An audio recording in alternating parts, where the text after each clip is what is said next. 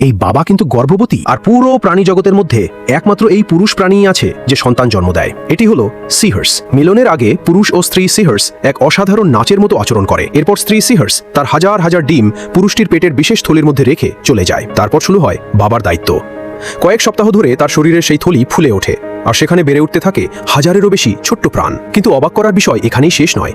এই প্রাণীটাকে দেখলে মনে হয় যেন প্রকৃতি অনেকগুলো প্রাণীর বৈশিষ্ট্য একসাথে মিশিয়ে বানিয়েছে। এর মাথা ঘোড়ার মতো, পেটের থলি ক্যাঙ্গারুর মতো, লেজ বানরের মতো, আর চলাফেরা করে যেন খুব ধীরে ধীরে। এটি পৃথিবীর সবচেয়ে ধীরগতির মাছগুলোর মধ্যে একটি।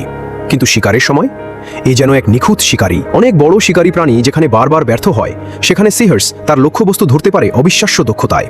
সে দৌড়ায় না, তাড়া করে না, সে শুধু অপেক্ষা করে সঠিক মুহূর্তের জন্য। তারপর চোখের পলক ফেলার আগেই তৈরি করে এক শক্তিশালী টান, আর মুহূর্তের মধ্যেই শিকার চলে যায় তার মুখের ভেতর। প্রকৃতি সবসময় দ্রুততম প্রাণীকে জয়ী করে না, কখনো কখনো জয়ী হয় সেই প্রাণী যে সবচেয়ে নিখুঁত।